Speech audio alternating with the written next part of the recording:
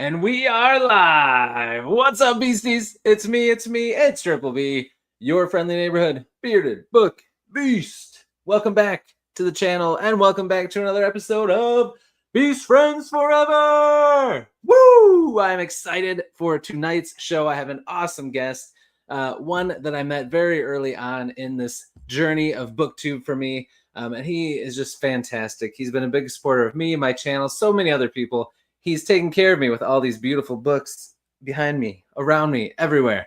And he's just fantastic. Most of you already know that. That's why you're here to hang out. Let me bring him on.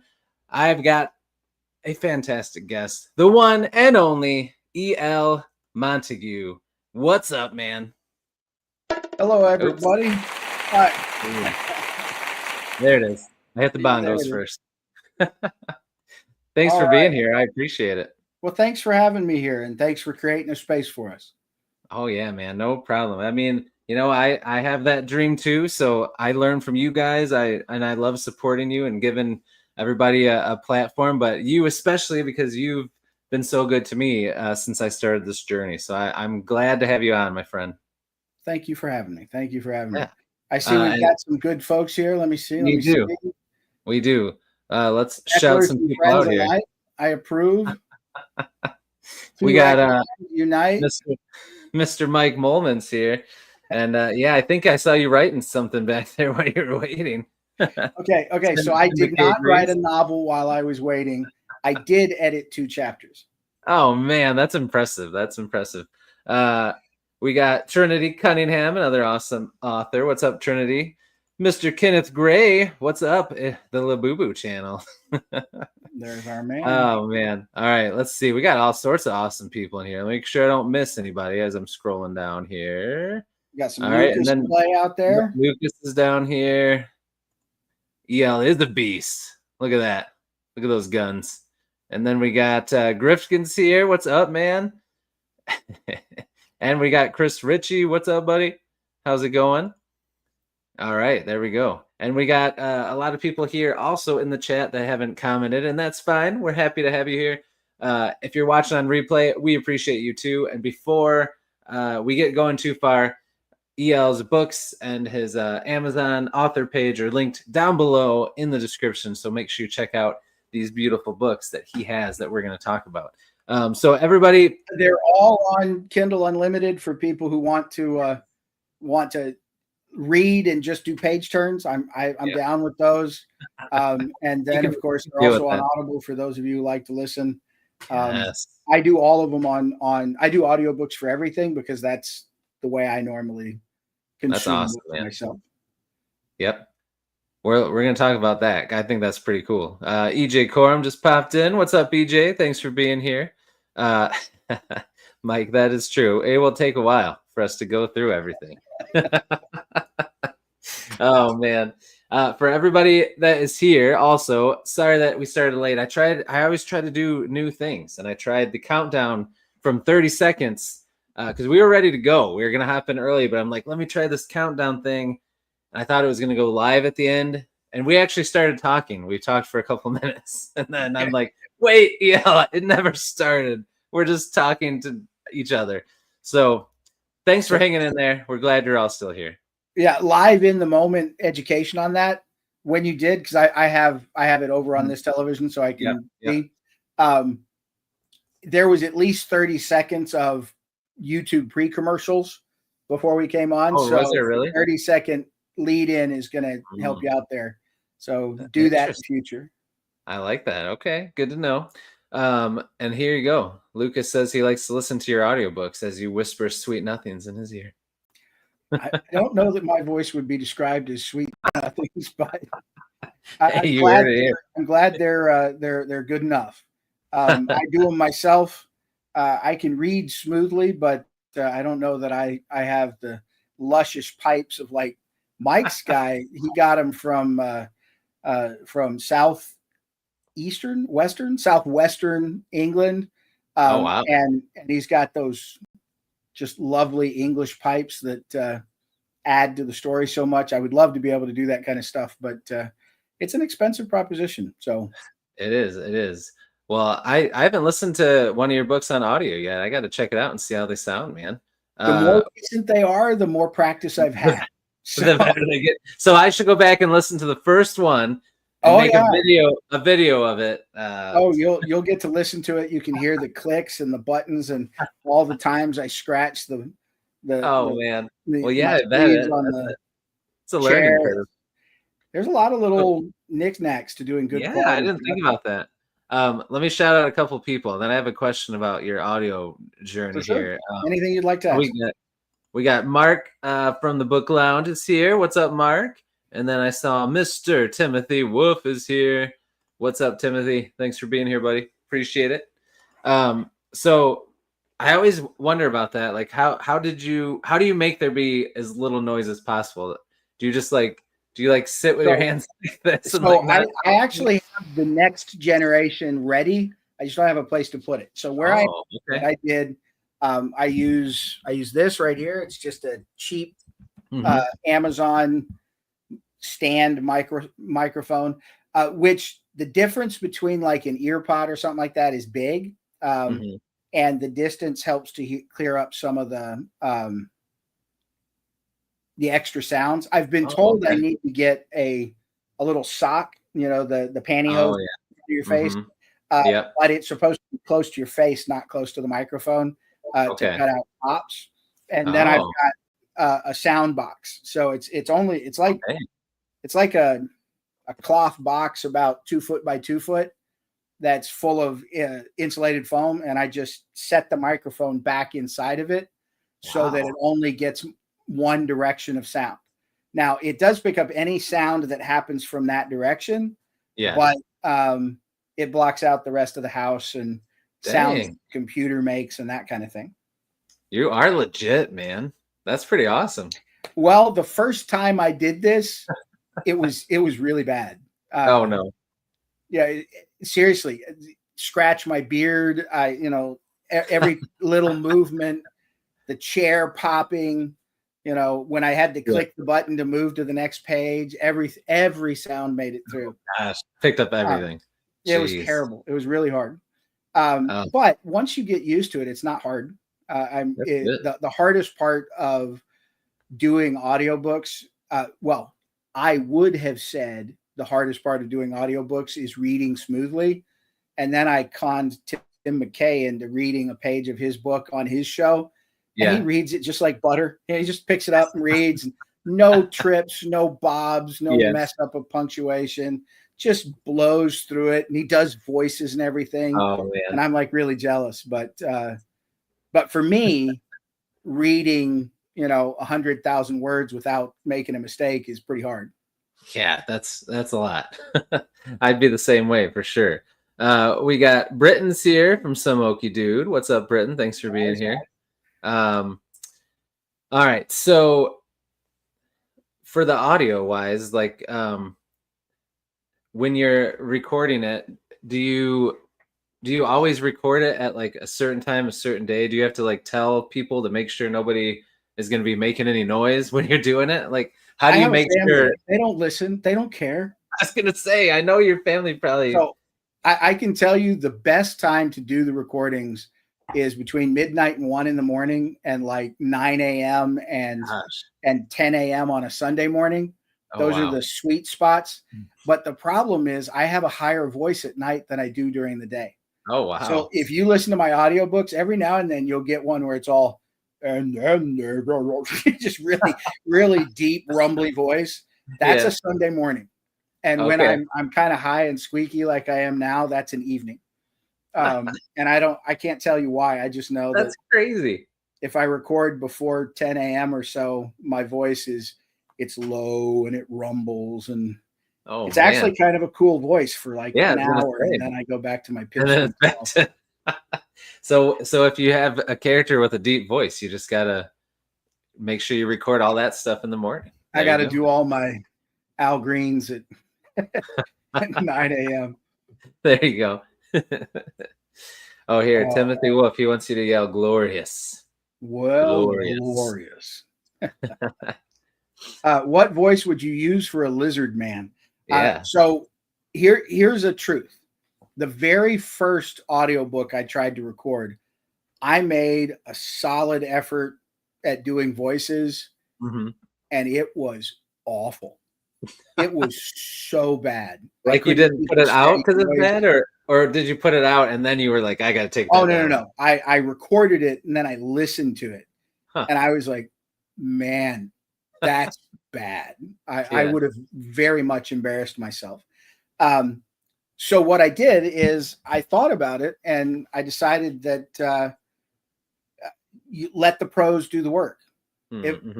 If I wasn't reading it to you, you'd be reading it, and the voices would come from the chosen words. Right. And since fully half of my characters are women, right?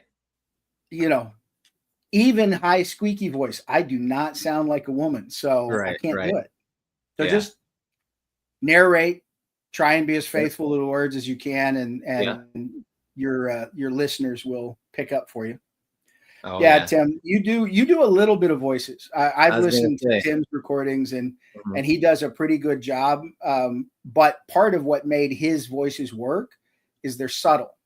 You can tell he's doing a different voice by character, but it's not like over the top. Yeah, he's not whale Cletus. He's not hamming it up. Yeah. That's true. I feel like the good ones, they do just slightly change enough where you can tell it's a different character, but it's not like it doesn't take you out of the story. I think. Yeah. I just listened to Mushroom Blues, and it was Imogen something. I can't remember. Imogen's her first name. I've heard her on other books, and she does a lovely job. She's got a kind of a rich English accent, not London. I would say Northern England, maybe. Anyway, but that's impressive. I wouldn't be able to tell at all. I would just say they have a British accent. You can tell. For those of you who are English, you go to England, and like every 3 blocks, there's a very different accent. And if you go different sides of the city in London, they can't even talk to each other. It's weird. Oh man, that's wild. I didn't realize that. They've got like 200 recognized dialects and like 2,000. Oh yeah. Oh wow. Oh yeah, they make fun of each other too. It's pretty funny. That's awesome. Oh, very cool. Well, all right. So let's move on to something else. But I do agree with Chris. Anything you want to talk about? Everything's on the table. Go. I agree with Chris. I think we all need to hear that first recording for science. You really don't. You really don't. Hey, you deleted that, I'm sure, right? No, actually, it's on the computer. Somebody wants to break into it. We're gonna have to do a heist. I'm gonna have to put a heist together. We're gonna. Yeah, a little humility is good for everybody, but that's a lot of humility. Oh man! All right. Well, so for anybody here, most people in the chat know you. They've talked to you. They've interacted with you. But there may be people through this that find you when they look up your books or look up your name or whatever. So why don't you just tell us about the kinds of books you write and just introduce yourself a little bit, even though I already said your name. Believe it or not, I write everything, and I write under multiple names. So what everybody here knows me for is I write under E.L. Montague. It's not very creative. My name is Edward Montague Lang, so it's EML, and then I write under E.L. Montague, M.L. Edward, L.E. Montaigne. So they're always ELM variants. And if you look at my books, they're under the Old Elm Press, and Elm is just ELM. That's true. Yeah. So you got to keep it all simple. Got to keep it simple. Yeah. So I do science fiction and fantasy, and I also do a little bit of urban fantasy under this. I do also write horror. I have not published any of the horror, but if you think I'm dark now, wait till we read your horror. I'm trying to scare you. So science fiction, fantasy, and horror would all go out under E.L. Montague. I write thrillers and cops and spies and stuff like that under M.L. Edward. And then, the more romancy kind of stuff would be under L.E. Montaigne. And so I do all that. And as people have pointed out, I write relatively quickly. It's one of those things that once I gave myself permission to publish, which it's a huge thing. I mean, when you try to publish traditionally, there's a lot of gatekeepers and it is very slow. And nobody wants to take a risk, which I totally get. A publishing house is in the business of making money. They want to know what they can put out that's going to turn the most amount of product, and they don't want to take any risks. Yeah. I mean, that's, Harry Potter got rejected, like 30 times? Oh, yeah. Right. Exactly. There are 28 people kicking themselves for missing the one book that sold. Why did we not take that one? I know. But all that is none of them wanted to take a risk. They were all like, I can't put my career on the line to publish something nobody's reading. And since that came out, how many magic school books came out? I mean, it was 5 a year in the big, and then still a few.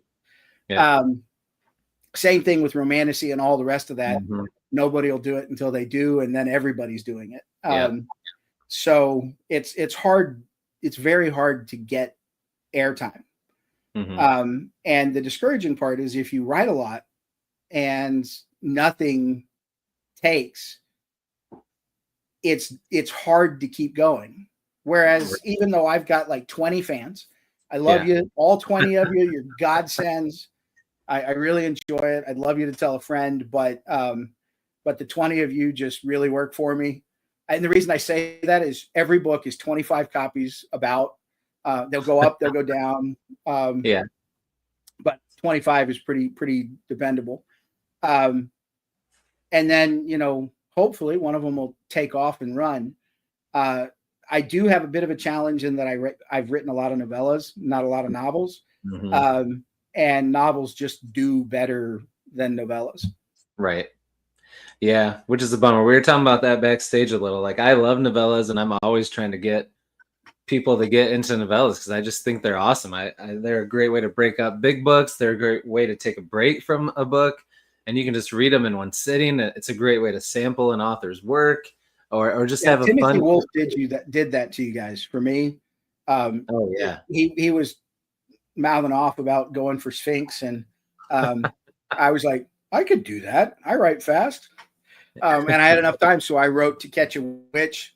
I wrote To Catch a Witch from Timothy Wolf saying that he was entering Sphinx and then giving the deadline. I wrote it in 10 days and edited it and published it.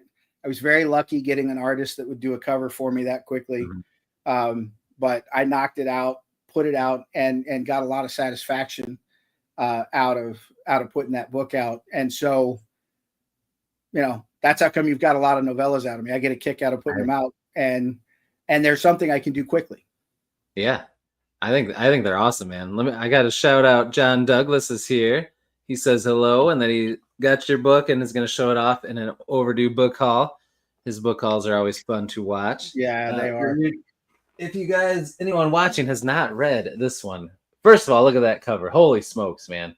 It's friggin' awesome. I totally expected it for everybody to just be like, oh, come on, and put it down. Because the scene I'm talking about. I got to that scene. I was just writing and I thought, well, how does she get out of this that doesn't sound stupid? I hate the Mary Sues and get there. And that's actually like it fits into nature. It's real. And and so I wrote that, and I fully expected the judges, everybody who picked, I expected people to go, well, that's not what I wanted to read. But it's what I wrote, and I thought it was I thought it worked. It did. And man, if you guys want to check out EL stuff and you haven't yet, that is a great place to start because that's the one I read. It's really good. Here's a warning for if there's any of you on there who haven't read my stuff. That's true. In terms of commenters, I think you've all read something. Well, I don't know. I think everybody's read some of my work. I'm not filtered, and I'm not afraid of any topic. So if there's violence, it's violent. If people are vulgar, they are vulgar. If there's sex, there's sex. If people have to go, I mean, it's just I don't filter anything. I tell the story as it happens, and what is reasonable for that moment is what shows up on the page. So I would not hand this to your 6-year-old. There'll be questions. And I wouldn't hand it to the bashful person in the crowd, because that would upset them. But if you enjoy a good story and you want people to suffer, I'm your man. That's right. You are. That's it in a nutshell. Oh gosh, Lucas, I'll let you look at his comment. I'm not gonna pop that on there. If there's sex, it's hot. Okay, so Lucas, when you see something come out by Ellie Montaigne, yeah, then you know it is. That's gonna be spicy. That is where the heat turns up. Oh man. But yeah, that's true. Yep. Grifkin, yes. Let me find your comment. Yes, come by. Pick up that book. You need to read it. Everybody's talking about their novellas they read or they wrote now. And even Trinity's being peer pressured into writing one herself. So do it. I think novellas are awesome. What a novella allows me to do is I can write a novella from start to finish in the rest between writing and editing. So like you need about a month to let it sit and forget about it. And the best thing you can do, so you're writing a little bit, and one of the things that you learn about being a writer is you spend a whole lot more time editing and revising than you do writing. Right. I mean, it's a type of writing, but you're not dreaming up the story. Yeah. You're spending time in a place you've already been. But you can't just turn around. So like if you write a novel and then turn around and try and edit it, you're just going to make a mess of it. You're going to make it worse. Yeah. So you have to kind of set it aside. And the very best thing that you can do is write something else, because your mind has to kind of shift and get into that other thing. So that when you go back, you've got fresh eyes and you're not as in love with your characters and you don't see it as well. So you can actually see the words you put on the page. Right. Well, you know what's perfect for that? A novella. That's right. That's not that much. This one I think was about, I think this is 25,000 words. And I wrote that 4 weeks, 3 weeks, something like that, which was just perfect to knock it out before I do an edit. So I can write a novel, a novella, edit a novel, edit a novella, and then I'll have a novel and a novella ready. That's awesome. And I can do that a lot. So Mike teases me about what I write. So right now, and I'm not letting you ask many questions. You should ask questions. Oh no, man, you're the star of the show. It's going great. But just for Mike, this is for you. I have pages left to edit on The Lost Girl, and then it goes off to Ro. So if you guys don't know it, Rosaire Bushy does editing services. He does some good copies. He's a competent editor, somebody that's worth working with. So The Lost Girl, I've got 10 more pages. I'll do that tonight, and then I'll send it off to Ro. I also have the completed story of, I can't decide, Tommy the Unburnt or the Marked Men. I don't know the title for sure, but that's a finished novel at about 100K. So Lost Girl 120. Okay. Tommy the Unburnt 100K. I have The Seed of Temra, which is 350K, and I'm going to split it into 2 novels because 350 is just too much for. I mean, I'm not Brandon Sanderson, so I can't do that. So I'm going to split that one into 2. Yeah. I have Serial completed, which is a serial killer written under M.L. Edward. That's 100K. And then I also have not quite finished. I have an unnamed book about writing by Ellie Montaigne. And then I have one called Posing, which is a novel by Ellie Montaigne. That's 100K. Those are all in finished state. Wow. And then I also have The Winds of Mars, Mama Nina, and A Hole in the Sky, which are all in the near Earth world, landscape that are in about a half written state. So that's 9 novels that are, and these are all novel length works. So is there more coming? even if all I do is finish up what's on my desk, there's more coming. You got a lot coming, man. That's pretty awesome. And, yeah, and I've got covers. I've got cover art too. That's awesome, dude. So yeah, my goal is to put out The Lost Girl right before Thanksgiving, and then I might put out that book by the writing book by Ellie. I'll try and get that one out at Christmas. Oh, that's awesome, dude. Yeah, let's talk about your covers for a second, because your covers are all awesome. I know recently you found a cover artist on Fiverr you've been working with, but taking it back to like all three of the ones that I'm working with now are Fiverr. I was gonna say, he's kind of become your person, your go-to. How did it start in the very beginning? What did you do for your covers? So full disclosure, it took a couple of tries. I went on to Fiverr. I just went to Fiverr because it was a place that put a business between me and the rest of the world. And what I mean by that is every time I've tried, and I continually try because I'm a man of hope. But every time I've tried on Instagram and Facebook and other places, X, where artists come up, it's always come to, it felt weird. Something happened. I've had several that I got to the point of actually creating art, and then I tried to pay, and the pay process was weird. And it's not just one. I mean, I've done this several times, and that's why I know it feels weird. Right. So I just haven't done that. But when I've done it with Fiverr, and I'm sure there's some other services, so if anybody knows a good service, shout it out. But I've used Fiverr. I've gone in, I've looked for artists that are of a style that I liked. And they usually have either several ads for their services, or they'll just outright have their portfolio.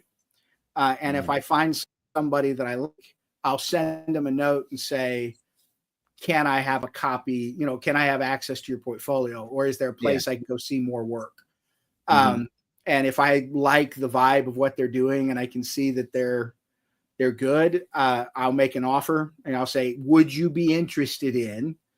And I have done low cost or low risk paintings until I found one that I liked. So I actually bought 3 or 4 pieces. I have one fully done cover that, while I really like the cover, it's not right for the book.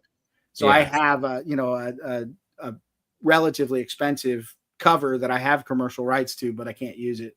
And I paid for it because he did what I asked for. I just didn't realize.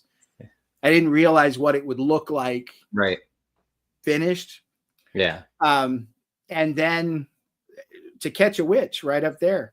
I love that cover. Me too. But after it was in the contest, somebody said, "Hey, I think this is it's had some AI to it." And so I went and got somebody to do a search on it. And what they said was it started as AI and then it was modified. So it was kind of a mix. So I dropped, I don't use that artist anymore. And so part of the process that I go through with artists is I ask them, do you ever use AI, and how do you use it if you do? And I basically shy away from anything that, anybody that uses AI. You have to. And then when you go through it with the artists, they should, and mine so far have shared ideas with you. You go through a selection, pick this, pick that, and then they'll work it down for me until we get to the one that we want. And then I get updates all the way through the process. So you asked, that was a very long answer to a very short question. That's okay. That's good. I went out. I probably got 4 pieces before I said, yeah, you're the guy. And then, that was Felipe. That's the Heirs to a Flawed Creation. He did that one specifically for me. And when I got him to do that one, I asked him if he'd be willing to read a story and give me something for that. And so that's the Cautionado character. So Cautionado is the guy that's up there with the half robot face. I love this one too. Kosh is the detective and Otto is the robot. I'm choking on the word prosthesis. Okay. So he's a robotic prosthesis for Kosh. That's cool. So anyway, well, here Heirs Mike, top 3 book for me in 2024. Yeah, Mike really likes Heirs to a Flawed Creation. I've heard good things. Yeah, but I got him to do that one based on one of the stories. He read the story. He also did the cover for Lost Girl, but he read the whole novel. He was like, well, can I have the novel and, just read and find some scenes? I was like, it's 120,000 words. Are you sure? Yeah. He was like, yeah, it'll take me a little bit. And I was like, fine, you got time. And I gave him, and what's really cool about him is I gave him an early draft. So he like saw it with spelling errors and everything. And he read the whole novel. He sent me comments. He was like, dude, I really like this. Hey, oh man, you got like some free editing out of it. Oh yeah, I totally got some free beta reading. Yeah, beta reading. And so he asked if he could do scenes, and he drew me up some of the characters, and it was really fun. That's awesome, dude. Yeah, it's good. Felipe Braccioli. The C word up there is Dennis Belinsky. He's a guy out of Germany. This one's awesome too. Yeah, and I have a full cover. Oh man, let's see it. This is the original cover for that one, and it was done by. Oh yeah, that's cool. It's a cool cover, and it was done by the same guy that did Catch a Witch. But I was paying for this at the time that I did the AI inspection. Oh yeah, so then you kind of didn't want to go forward with it. Buy a whole second cover. Oh man. Yeah, so that's Dennis Belinsky who took over for Vladimir. Okay. And then the other one, which is Peeling Head, is Anas Arzak, who's out of Indonesia. He's awesome. An anime artist, so he makes a living doing anime, cartoons and stuff like that, and really cool.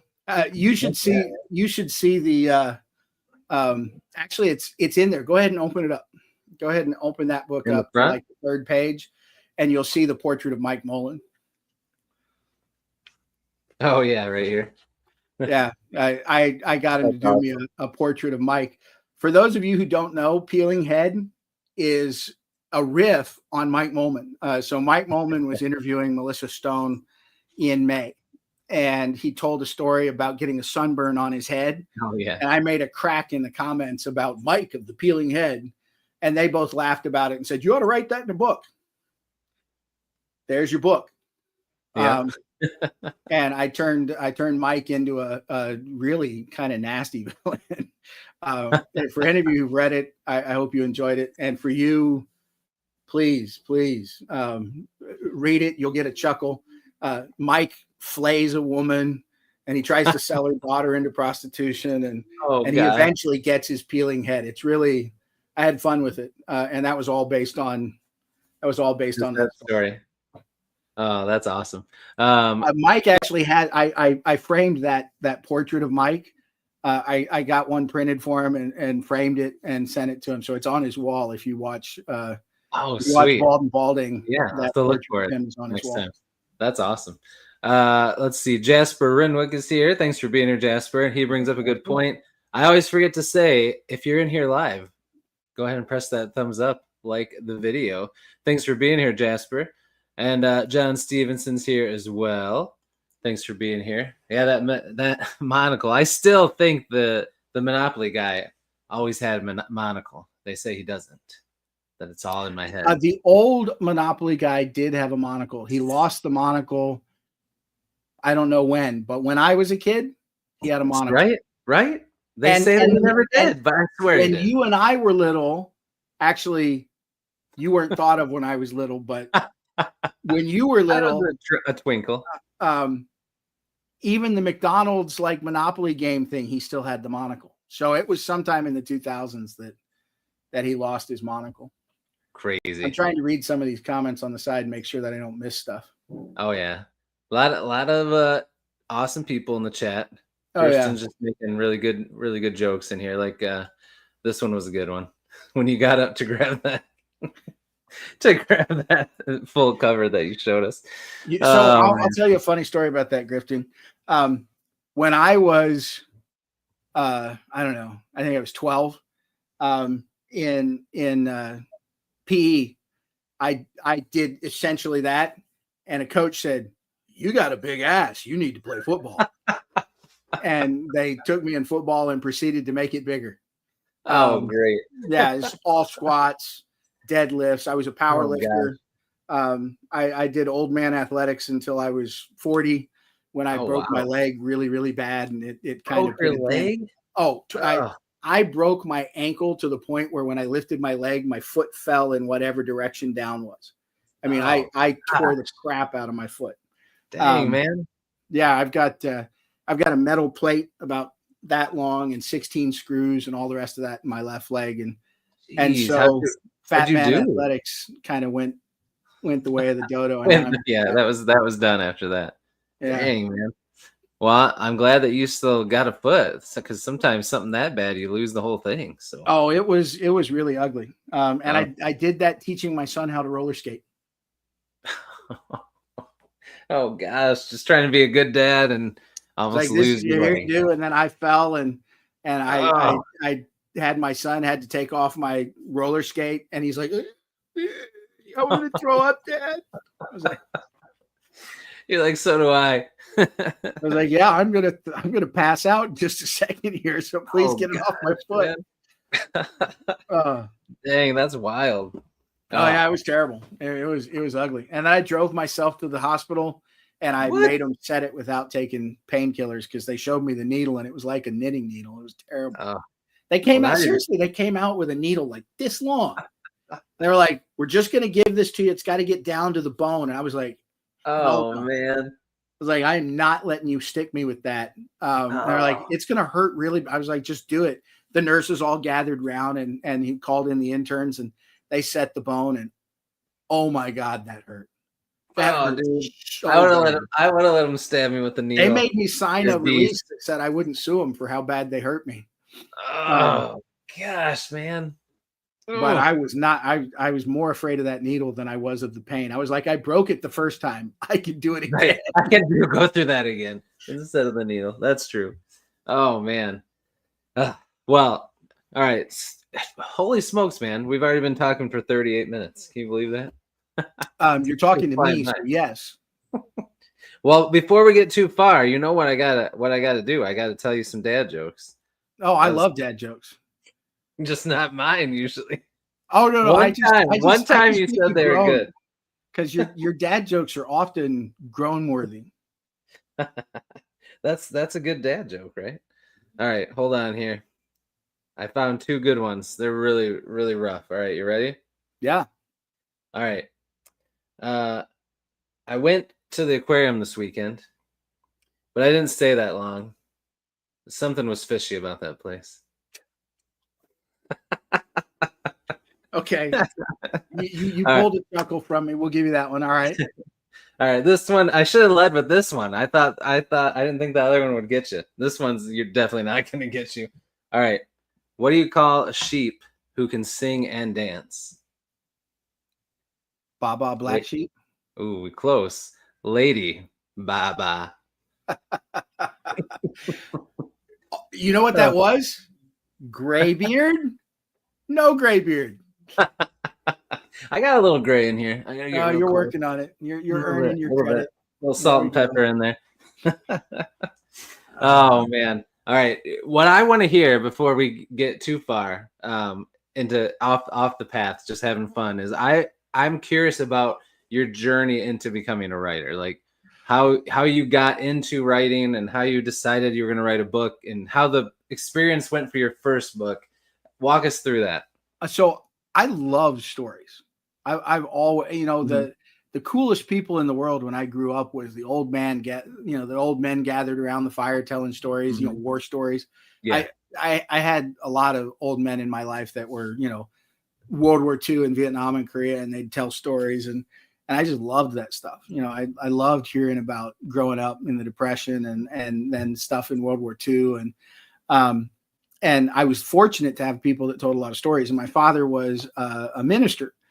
So I heard sermons every week and I'd hear him practice. And my eldest sister is a novelist and she did a lot of that stuff. But I wrote my first book.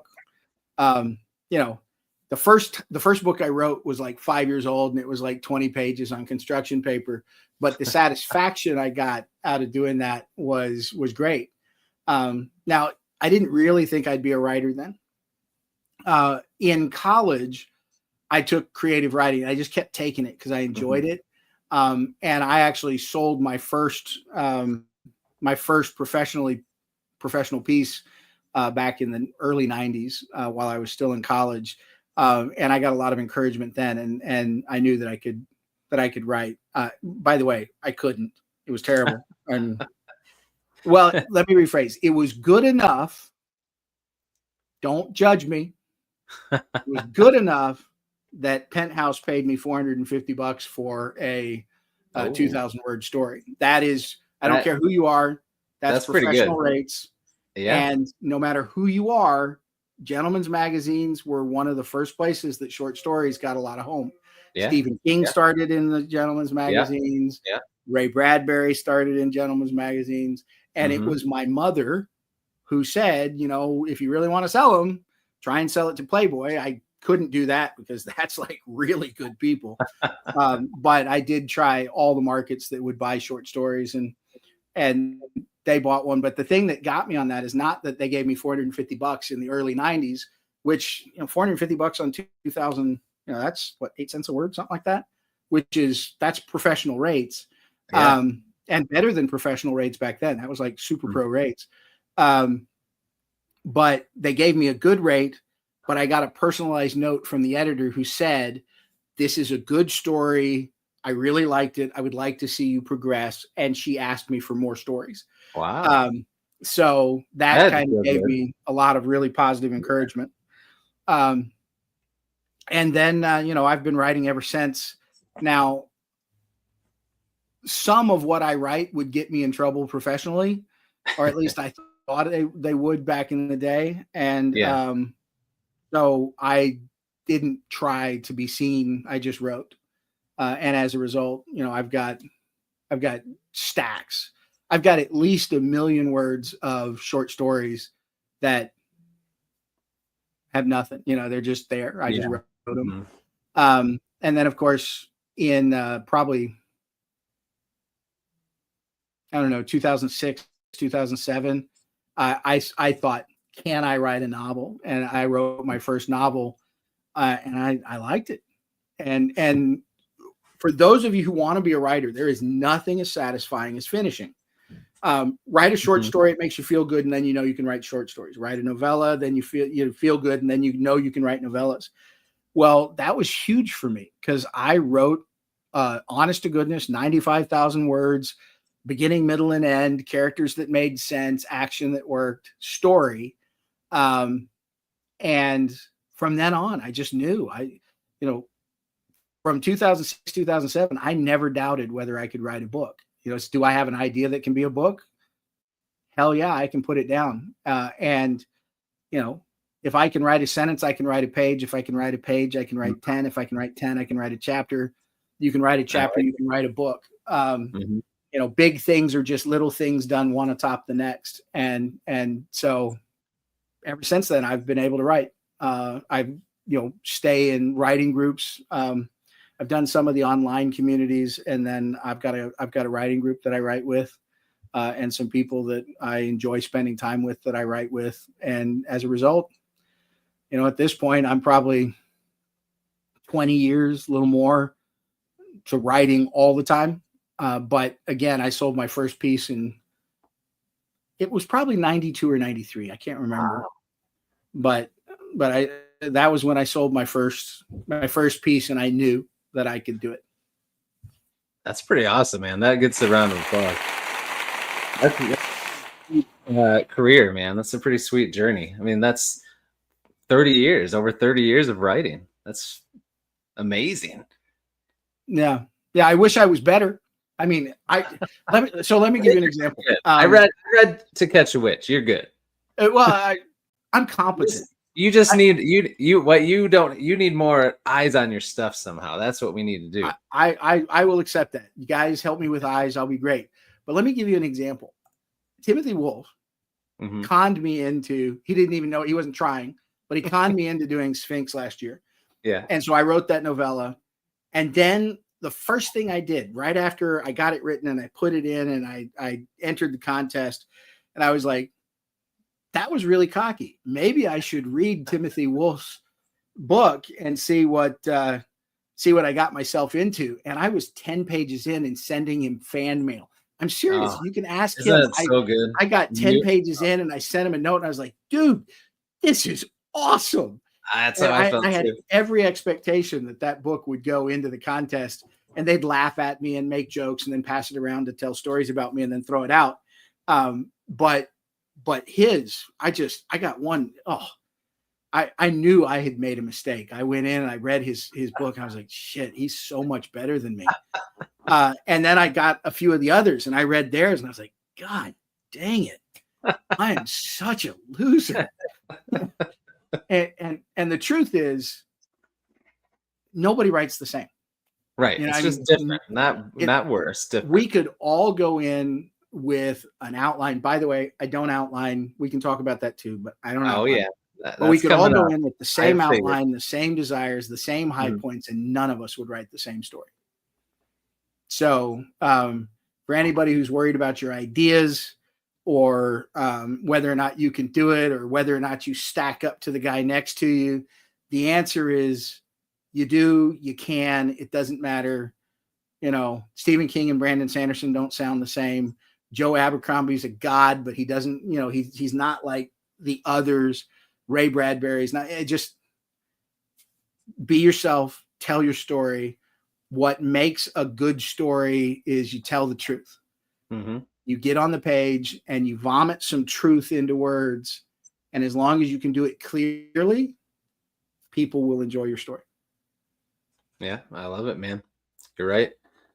You were dropping some nuggets, let me say. I'm starting to do some little clips, shorts from these interviews so I can start putting them out to promote more people to watch them.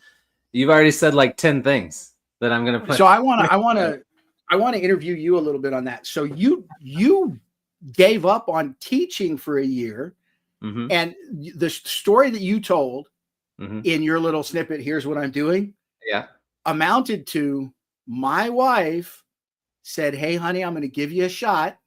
You got a year to go make a deal of this thing. Go get them. Is that what happened?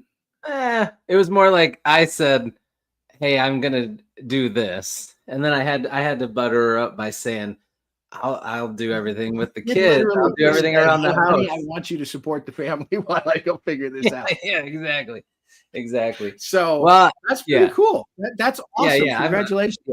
Thanks, man. Yeah, I mean, it just all kind of fell into place. You know, moving across the country, we made a killing on our house because we had bought at a really good time and sold at a good time, and we had remodeled it and made, you know, a lot more than what we bought it for. So we were debt free, had money in the bank. We were just going to save my income, and I thought the kids were struggling a little with transitioning to new schools and a new state, and I thought, you know what, I was gone a lot with. I was going to be gone a lot with my job, prepping and, you know, getting used to a new school. And I thought the kids are by themselves a lot. Like, I'm just working to save money right now. Like, I can do that a year from now. Like, there's never going to be a perfect time to go after this, you know? And there I'm is like, never about as close. Yeah, this is about as close as it's going to get. In a year, we'll have another reason why I shouldn't do it. So I just said this, I laid it all out. I said, here's our budget. This is what I want to do.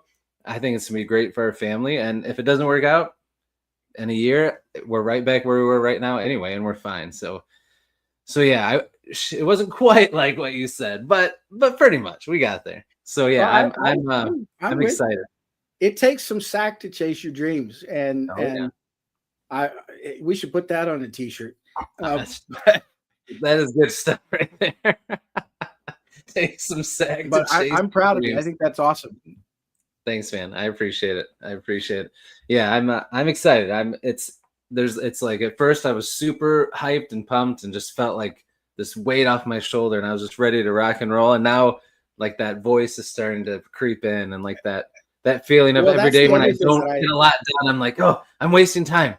But I have lots of time. That's the other thing that I heard in your story. The thing to remember when you do these independent on your own kind of things, it is a job. Right. Yes. It is a job. If you don't treat it like a job, it won't be like a job. Exactly. So if you want to make it go, you got to go. Yeah. I help salespeople. So my day job is working with sales guys, and this is not that different. You gotta chase what you want, and if you don't chase, somebody else will. So yeah. Congratulations, good for you. I'm really rooting for you. Thanks, man. I appreciate it. And yes, I will have that in the merch shop tomorrow. Take sack to chase your dreams. Take some sack to chase your dreams. I love it. I love it. Oh man. All right. So yes, that does bring me to, I want to talk about your writing process a little, but I want to know what you would answer for my question of the day from today. And anybody in the chat that wants to pipe in, go ahead too. Now I know you do audio mostly, but if you were reading physically, what do you think is the best experience when you're holding a book? Hardcover, trade paperback, or mass paperback abused all the way. Trade paperback. Now, they're not the nicest for the shelf. Right. Hardcover is nice for the shelf. Definitely not tabletop. But trade paperback, bent and twisted, stuffed in your pocket, left on the seat on the train. Right. Handed from person to person. If you pick up a book with a cracked spine and bent pages and it's kind of yellowed and you can see thumbprints on it and somebody spilled coffee on it, that's a loved book. That's a loved book. Yeah. And I dig that. Now, what I'll tell you about the reading versus audiobooks, if I wasn't writing, I would read. But what I discovered as a writer, and I make a point of, I switch writers all the time. So I don't usually read all the way through series and stuff because I'm partly studying. I'll read yours and then I'll read Mike's and then I'll read, John's. And then I read them all. So I get various different versions of stories. But I can't write and read in paper because it uses the same part of my brain. So if I'm reading a book in paper, I can't write. It'll stop. It'll just dry up. And I'll be focused on what's on the page. Right. But if I listen to audiobooks, it doesn't affect my ability to write at all. And I don't really know why. I just assume it's whatever works in your brain. Yeah, it's the way you're wired. Versus writing something. I mean, I can literally listen to a book and have my book kind of on working in the back of my mind. And not miss a thing in the story, not miss any of the enjoyment, but keep the whole story going in the back, the monkey brain back there. So I listen to books more than write because if I'm reading, I'm not writing. Man, that's interesting because I love audiobooks, but I struggle. Like if I'm doing things, I'll have to like go back and listen to parts again because I don't retain it. Even though I love audiobooks, but the two times that I do it is when I go for an evening walk every night. And that's about an hour plus. When I say I go for a walk, it's 4 miles. So that's a good walk. Well, I'm a fat man. And if I don't take care of my heart, I'm going to die. So I take a nice long walk and so I can listen to a book there. And then when I drive, I do some work on our house out in the country and there's a good drive out to that. So all right, that's good. All right, so you talked earlier about how you don't outline at all. So are you like complete 100% pantser? You just sit down and you just go? Yeah, I usually have a scene or a character that has my attention and I'll start writing and then it just explodes from there. Now it would be dishonest to say that I don't plan at all, right? Because I do not start with a plan. I don't write an outline and then start writing. I have a scene. I have a thing that I want to happen. Yeah. And I'll start doing that. And then the act of starting to tell the story explodes. And I'm like, I want this to happen, which means that has to happen. And I want to get here. And then so it starts to just boil over to get me where I want to be. How many hours of video games do you play to avoid writing? I do not play video games at all. Wow. So that I write. That's smart. If I played video games, I would piss away half my time that I could use for writing. So I don't do it. And it's a conscious decision because I love video games. I can't spend my time that way. Right. There you get sucked into, that's for sure. Yeah. So anyway, I'll start with a scene that I want to see, and then the story just explodes. Characters, I sprawl characters. I don't know if you guys have noticed this, but my books have lots of characters. In that one, the Seed of Temra, I have 128 named characters. What? It's 350,000 words. So just shut up. Yeah, that's a lot of words. There's 128 named characters, and I don't name a character if they're not going to do something in the book. Right. That's pretty awesome. So I create characters, just ad nauseum, because I really like I like people. I get a lot of vibe out of all the different characters in the world, and I love telling stories about assholes. And the worse people are, the more fun they are to spend time with. I like immoral, unkind, violent, oversexed, nasty mouthed, just rude people. I have a couple that I write about that they are awful to one another. They're just terrible. And I have so much fun making them fight. And then, so I don't know who it was. Somebody asked me recently, well, how do you keep from getting stuck? Part of the way that I keep from getting stuck is that I write lots of stuff at the same time. So if I'm stuck on one book, I can write the other book. That's how I end out with 9 books all going. But here's your writer's block story for all of you guys. Writer's block, painter's block, creative block, whatever it is you do creatively, if you're stuck, here's the Ed Lang secret for getting out of that, or the E.O. Montague story for getting out of that, is we all have a thing we like. I don't care what it is. You might like guns, you might like lasers, you might like sword fights, you might like boobs, whatever. That sounds like a good book, all those things combined. Oh, I just described what I write. Just whatever the thing is that's keeping you, whenever you're stuck, you can always go back to home. And whatever that thing is that you're always happy to talk about, start there. Write it, draw it, sing about it, whatever. Just go back to center and start, because a log jam has nothing to do with the story you're trying to tell. It's your ability to start flowing. You have to break up and create flow. So if you can go to whatever the thing is that you love and start talking about that, it'll get the flow going again, and you can go back to whatever you needed to do. I like that. That is good advice. And it works 100% of the time, every single time. I like it. All right. You heard it here, people. Writer's Block 101. All right. So you said you have a scene in mind. So then a lot of times when you start writing, do you not know, has there been a lot of times where you don't know how the story ends? I never know how as you're writing. Oh, I never know. That's kind of fun. But unless the scene that I'm writing is the end. Like if what I want to do is the times that I write an end scene, it's either the guy gets the girl or I murder someone. And so in those cases, I kind of know what's going to happen at the end. But usually speaking, it's just, I want to see these people together. I want to see this mountain. I want to draw about it. I want to talk about a dragon. I want to get lost in the ocean. I want to do a spy thing. There's something that I want to spend some time with. Yeah. And then I have to invent the world to hold that thing. As an example, the incident at Peeling Head, I wanted to burn Mike Molman's head. That's it. The whole story sprang from I'm going to burn Mike's head, and then I had to come up with a reason for it. And the first scene that I wrote is Mike's. I said, okay, we're going to introduce Mike as a bad person. So I set a woman on a balcony being ready to be tortured by Mike. Go.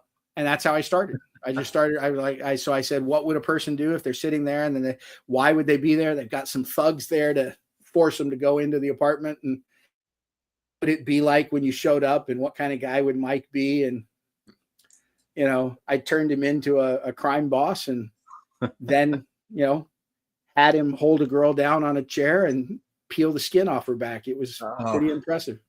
That is pretty impressive. That's page 2. By the way, in the no spoiler. Starts right Mike away. is having the skin from Melissa's back peeled off by a psycho named Benny.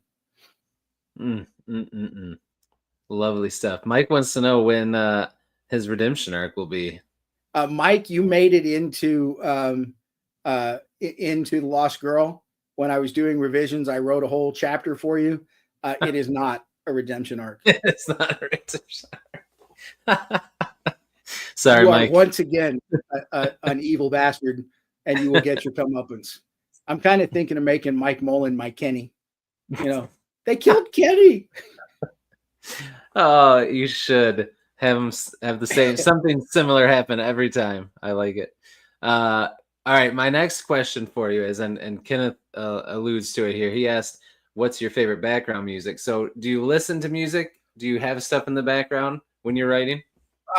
So yeah, I usually have, I have YouTube that I run on there when I write a lot, but I don't do anything that requires attention. I watch, I'll turn on a history program about hill forts in England, or it's something that kind of drones to drown out the rest of the world. But, and when I look up, I'm like, oh, that's interesting. And I learn little tidbits, and hill forts in England are great for somebody who writes fantasy. That's true. But they don't really suck my mind in. Yeah. However, when I'm writing as Ellie, I write a lot of romance kind of stuff there. And so I do listen to music and stuff, but I listen to a lot of French love songs when I'm writing romance. I know it's weird. I don't speak French. I also listen to Italian. I don't speak Italian. Hey, music is transversal.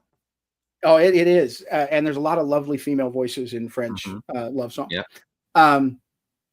And then when I was writing Seaward, for some reason, I was listening to Palestinian rap. Huh. How did you get onto that?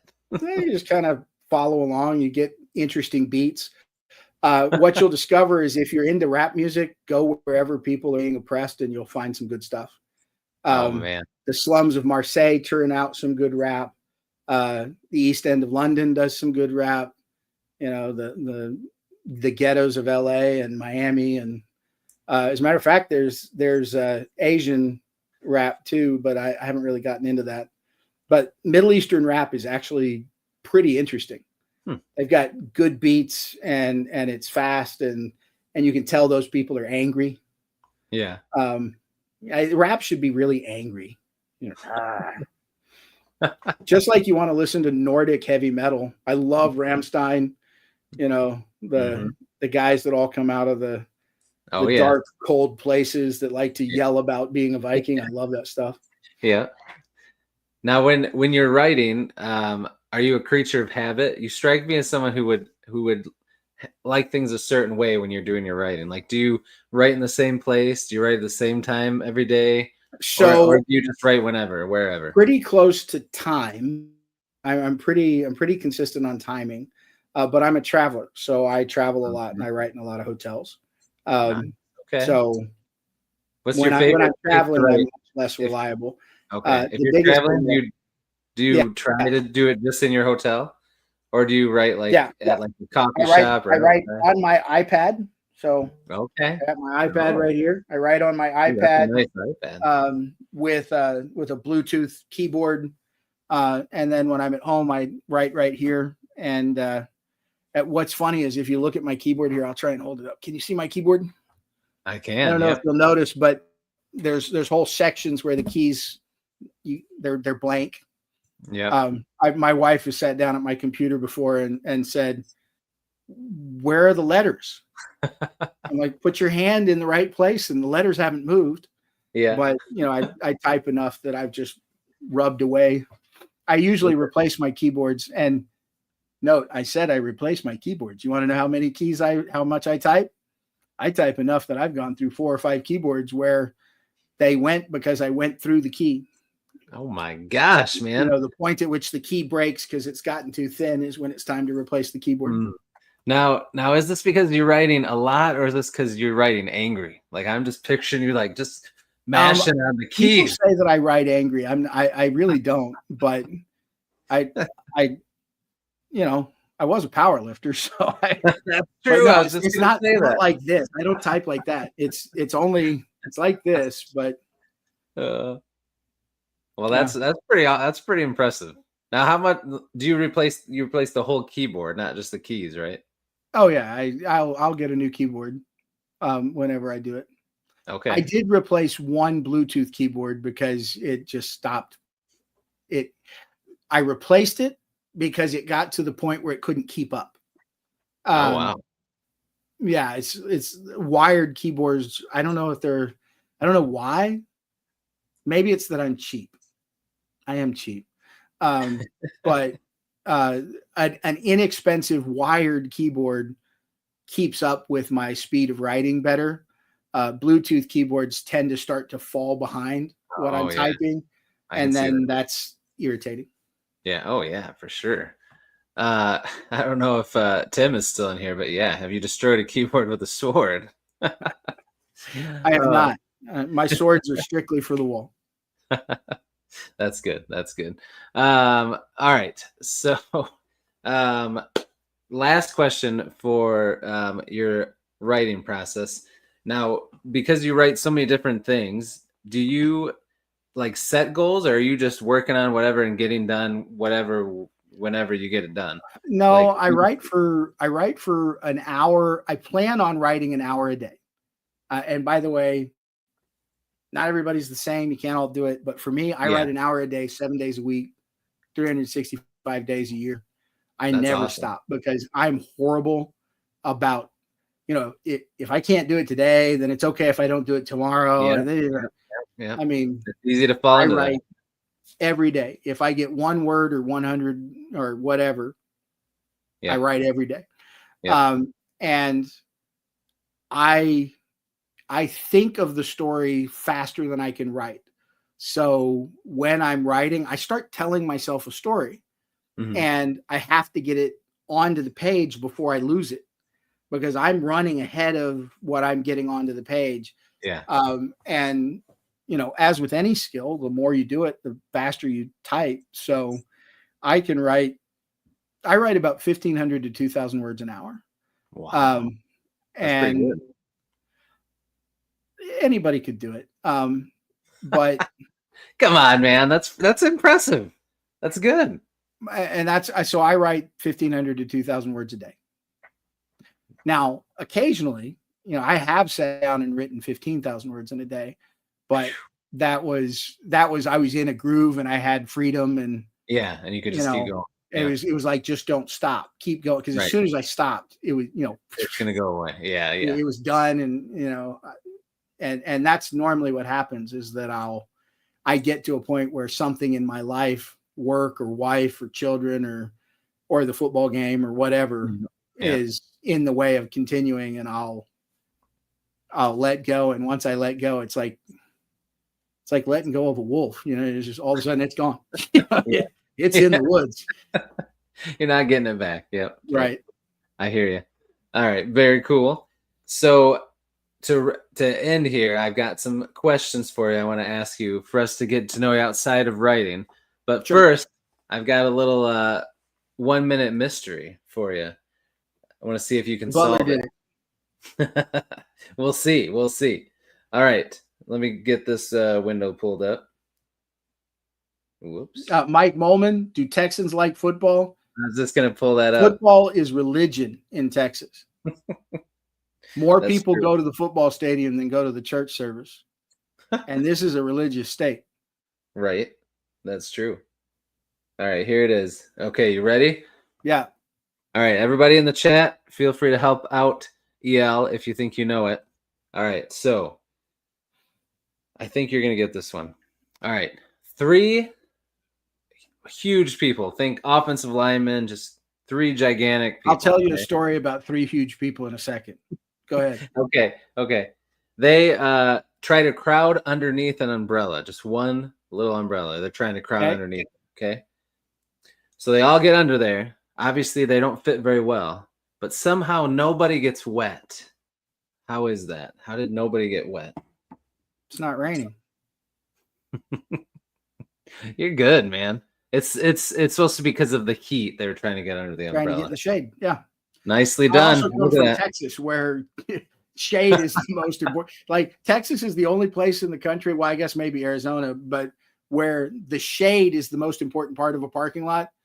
Somebody will park 300 spaces. Oh, yeah. Because there's that one tree right there. Yeah. Yep. So, and Mike, one last thing for you for Texans and football.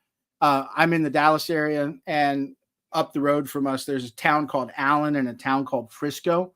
And they made the news a bunch recently because they were competing on who had the better high school football stadium. Both were in the tens of millions of dollars for the stadium, and they both sat tens of thousands of people. I think, if I remember, the Allen High School football team sit 65,000 people. Holy smokes, that's unheard High of. school football. So that's Texas football. Dang, you can look it up on the internet if you want to. Look up the Allen, Texas football stadium. You'll look at it and go, what the hell is wrong with these people? Because that's what I say. I drive past the thing and I'm like, Jesus, these people ain't got any sense. More money than sense, anyway. Right. That's insane. Okay, so three fat guys. Yeah. Cramming into a small space. All right, so I am not a small man, and I was just barely over 40, so I was still, much wider in the shoulders than I am now, and was just as big. But anyway, I had to fly to Seattle. I was on a regular. I had a client up there. I went often. One of my trips to Seattle, I got in and I sat in the window. And you got to understand, I'm tall enough and I'm big enough that my shoulders are wider than the seats in an airline. Yeah. Doesn't matter unless I'm first class. It doesn't matter what seat you put me in. I'm bigger than the seat. I sit down. My shoulders are past the edge. Yeah. And yes, I am fat. I'm sorry for all the people that have to sit next to me, but whatever. Anyway, so I'm sitting in the seat. I got the window, and so I'm like this, and I'm my head is pressed against the ceiling, my ass is against the back, my knees are against the seat in front of me. I am, and I'm doing my best to be nice. Yeah. A big old boy, oil field worker, comes in. Oh, no. He's got the hat, got the boots. He is as big as me or bigger, and he sits down in the aisle. And we kind of look at each other and go, feel sorry for the. I feel maybe we'll get lucky and we won't torture somebody, but we're going to sardine somebody for sure. Last guy that gets on the plane is this giant Polynesian sumo wrestling. It was like Maui out of Moana. I mean, just giant dude. He walks in and he looks at us and he goes, "Oh, brah." And he's in that middle seat and he sits down and we ring the bell and the stewardess is like, they laugh. They're just like, "We know what you need." And then they come back and like, "I'm sorry, nobody wants to trade seats with you guys. You're stuck." So 4.5 hours. I'm like this, and that guy's falling out of the seat, and the big Samoan, and we're all rubbing together like, pigs in a blanket. It's terrible. And when we finally get off that plane, it's like sweat is dripping. Oh, yeah.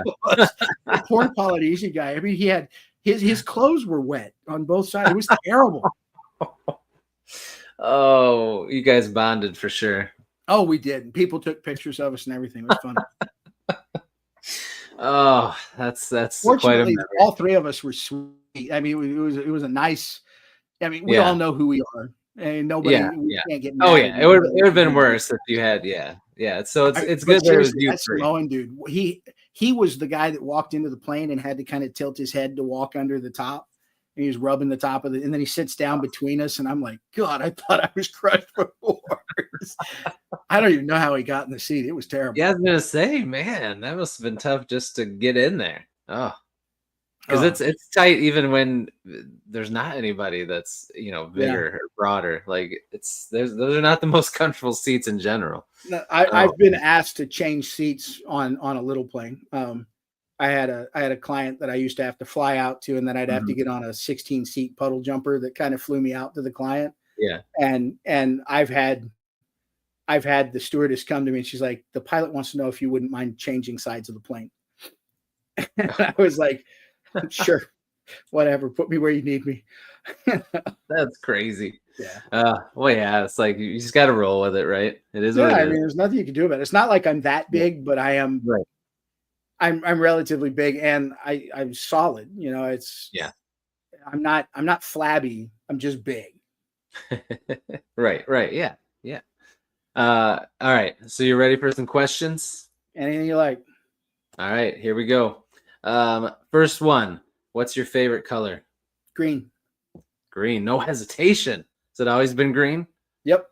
Any reason? Or you just forest green, Jaguar green, the British racing green. That's the one. Okay.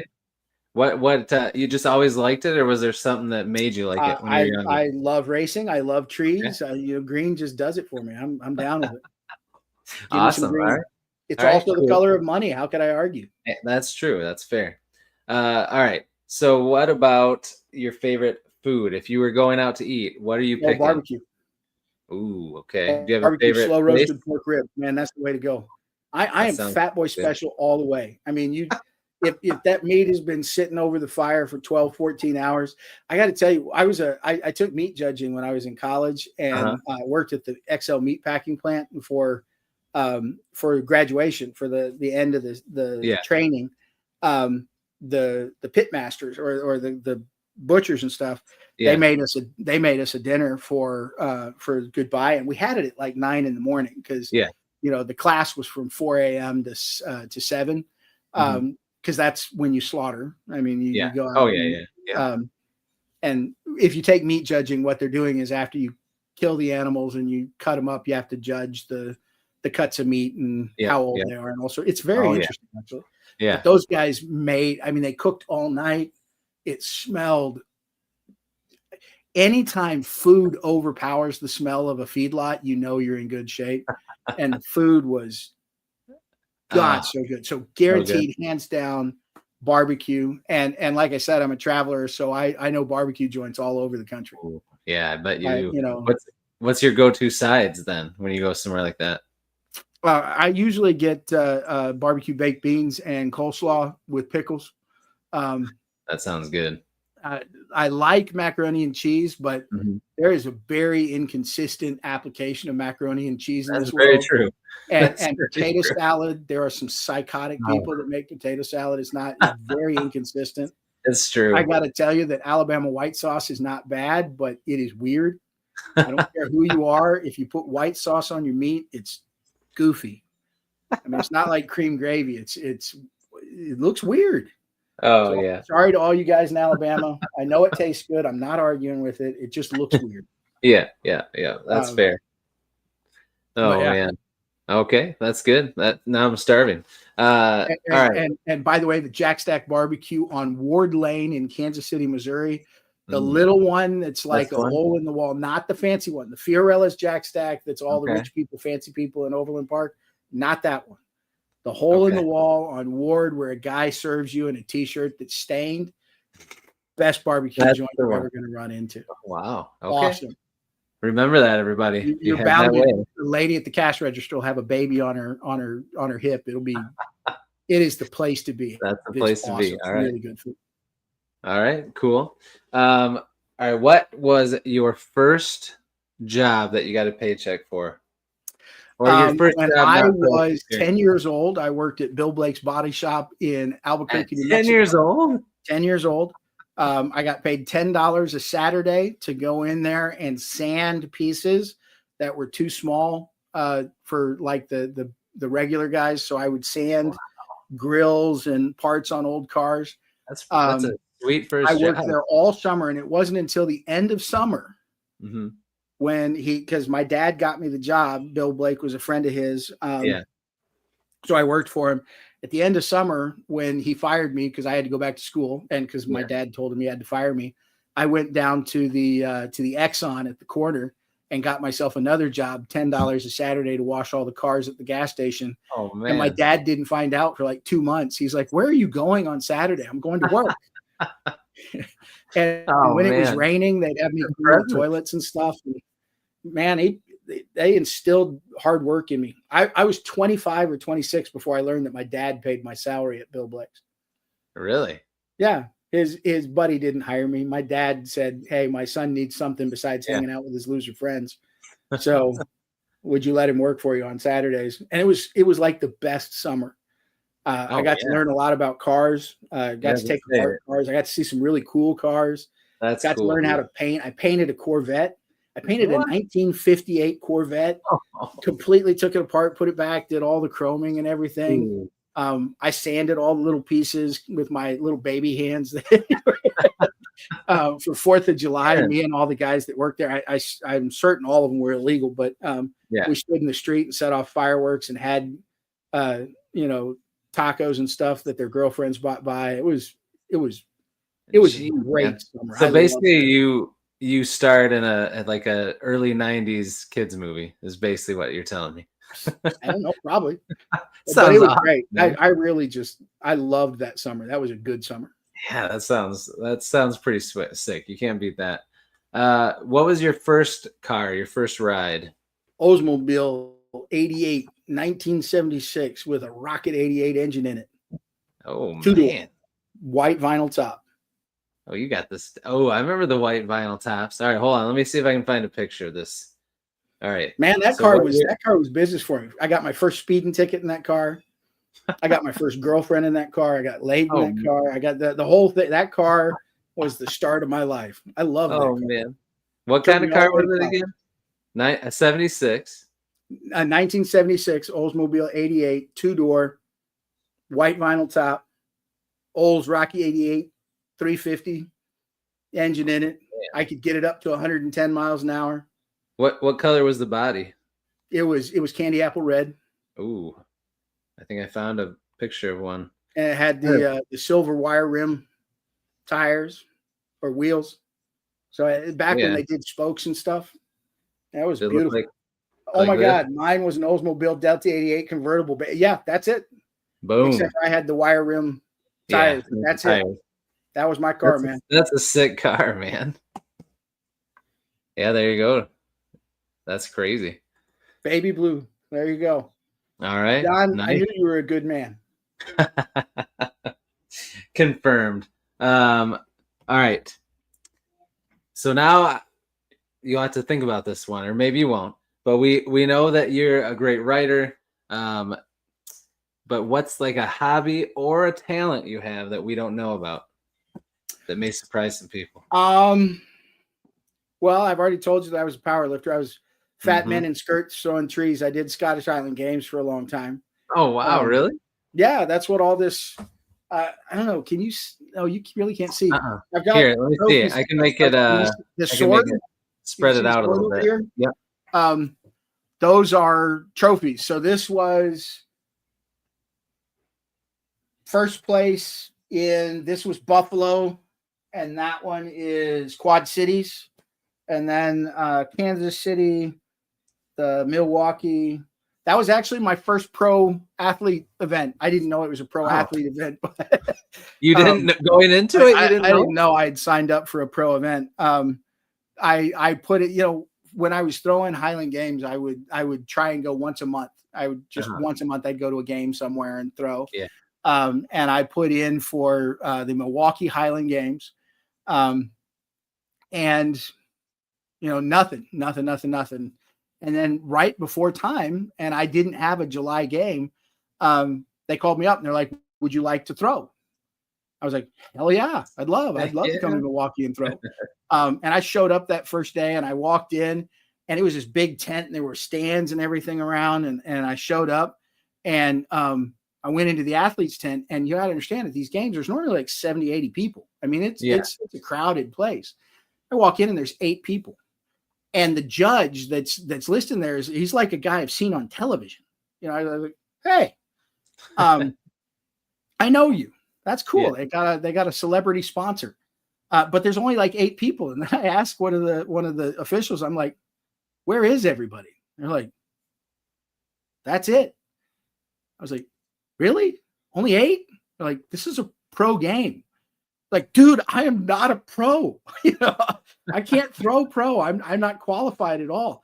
And the guys all thought it was really kind of funny. And they were all like famous people and stuff. It was cool. But what had happened is when they called me, I was the only dumbass that applied. And the pro athlete that was supposed to play broke his leg.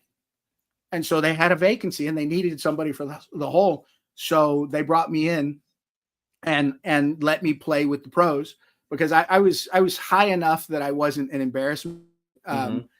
Not a pro. But I went to the games and so the announcers, they got on and they were like, we want you, we have an opportunity today to show you the difference between a good amateur and a pro. And so, you know, Ed's here with us. He's an amateur. He's not a pro, but he's going to throw in the place of so-and-so. So we're going to let him go first on every event, and then we'll let the pros throw after him. Just fine. They destroyed me. It was just every guy that got up, except for in the caber. I've always been really good at cabers. I can lift a pretty heavy weight and I can get them up. I was always pretty good at that. So I actually placed on my own on that one. But all the other events, the weight for height, and it was comical how bad I was. But I went through the whole day, and one of the guys injured himself and faulted out, so I didn't even finish last. And at the end of the day, the sponsor came by and said, you were really good. It was good humor. It was good for the crowd to see just how good these guys are. Thank you very much. And he put an envelope in my hand. I was like, what's this? And it was enough money. It paid for my whole trip. Oh, that's amazing. Because it was a pro game. So I got the 7th place finisher money. Right. It was enough to pay for my trip. So it was really cool. That's pretty awesome, man. That's pretty cool. All right. So to wrap it up, let me see how many questions I have. 4, maybe 5 rapid fire questions. All right. Are you ready? All right. First one, Star Wars or Star Trek? They both have their Star Wars, but I did like Star Trek. Same. I don't like all of the Star Treks. Yep. Same. Some of the Star Treks are pretty cool. Which ones didn't you like? Well, I haven't seen Deep Space Nine, so I don't know. But I liked the original Star Trek, and I liked the Picard Star Trek. Yep, same. But kind of everything else has been. Yeah. But again, I didn't see Deep Space Nine, so I don't know. Yep. All right. Good. Next one is DC or Marvel? Well, it's Marvel. Okay. I mean, it's Marvel. Well, I don't know. Batman's kind of badass. Batman's my favorite. Excluding Batman, Marvel. That's fair. Yeah. Okay. All right. So video game wise, first, console or PC gaming? Console. I never got into PC. Me neither. So now here comes the extra questions then. So go way back, Sega or Nintendo? Nintendo. Now, Sega was better. The kids that beat me up had Segas, but I had Nintendo, so I knew how to play. Okay. Now my dad was like severely uncool, so no matter what he did when he went to the store to buy the next thing, and he wanted to do something really special, he got me the wrong thing. Yeah. All right. So fast forward then, PlayStation or Xbox? Ooh, PlayStation had the better selection, but Xbox had some super cool stuff. Very true. All right, good. Of course, right, now fast forwarded enough that you got me into my adulthood, so I had all of them.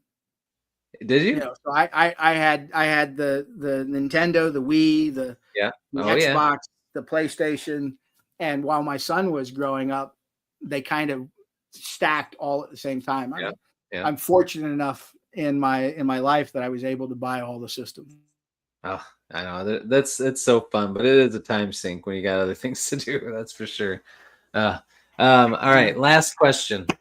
Now this one, well, actually two questions. First, one is from me, one's from everybody else. They both have to do with food. Okay, first one. Yes. Grapes. Which is superior, green or red or purple? They both have their purpose, man. They both have their purpose. You got to pick one. Which one tastes better? I mean, if you're just going to pop them in your mouth, it's going to be green. You're going to add it to a salad. Come on, we're on the same page. Salad, you're going to use it as a thing to make parts of other dishes. It's red. The grapes in my backyard are red. Red tastes better. What are you talking about, EL? I can't help it if you're wrong. All right, and final question. This one always gets people in the chat going after each other. Should pineapple be a pizza topping? Yeah. Do you like pineapple on pizza? Well, on Hawaiian pizza, I don't mind it. Yeah, absolutely. Oh, good. I don't mind it either, but some people say H no. Well, I mean, it's weird. I mean, everything that comes out of California is weird, but it was good. Oh, man. That's awesome. All right. Well done. Well done. This has been a blast, man. I got to get my kids to bed. I will let you go to bed. I got to go make dinner. It's like 9:00 now, and I haven't eaten. You got to go eat. Waiting around for you. I know. Jeez. You got to go get some barbecue. It is grill night too. I'm going to go start a fire and put some chicken on. You are? You're going to grill? Is it dark where you are, or is it still light out? No, it's dark. Don't be breaking your ankle. It's like late at night. My wife is angry at me because I spent time talking to you. Mine is too, but she already went to sleep, so it's all right. All right. Well, I enjoyed it. It's a good time. I'll be happy to come back anytime. And by the way, I will be releasing a book in another 2 months. I know, Mike. I know. I can always say that, but I'll have a novel. My goal is to release The Lost Girl in November, and I hope you really enjoy it. It'll be a novel length work. Oh, that's exciting. So I'm looking forward to it. Yeah. Awesome. Well, for sure, when that comes out, I'd love to have you back on, but I'd love to have you on anytime, man. And I can't wait to hear what you have to say about Only Death. You're reading that one. How far are you in that one, by the way? Not far, because I forgot my daughter had soccer practice tonight. So I am, let's see, what chapter am I on? Have they started traveling? That's the easy way. Have they left home? They burned the house? Yes. All right. Have they made it to the next town? No. All right. So you're up on the hill. Got it. Yep. And I'm digging it so far. Look at this cover too, people. We didn't show you this. There will be violence. Look at that. That's sweet. Oh yeah. It's a cool cover. And I love Rolf the Skullbreaker. I mean, how cool is that, man? That's an awesome name. Yep. Tina Skullbreaker. I love it. Well, when I finish it, I'll tell you what I think. And I'll talk. I'll do a video about it. I'll tell you too. Guys out there, leave reviews for the people that you read their books. Nothing makes an indie. If you really want to tickle your author, put a tickle. Put a review. Oh man, we love I think they might take this thing down. I don't know. Oh, that's good stuff. But yes, you are right. If you read something, leave a review, because that helps indie authors a lot. And it makes their day. It's a really bad review. You can maybe get them to shut up. Right. Yeah, either way, you know. All right. Well, thanks for being on here, man. I appreciate it. I had a blast. Thank you, everybody in the chat. Of course, you guys were awesome. Thank you for watching this on replay. If you're watching on replay, again, EL's author site on Amazon is linked down in the description below, so that you can check out all his books and support him. Please go do that. But I'm gonna go. EL's gonna go. You guys all have a great night. I am supposed to have another one of these tomorrow, but StreamYard does this thing where you only get so many hours in the free thing, and I'm out and it resets on Thursday. So I'm gonna try to figure something out, but I might have to reschedule. But we'll see. All right. So I might see you guys tomorrow, might not. Keep an eye out. That was a really fancy way of saying I talk too much.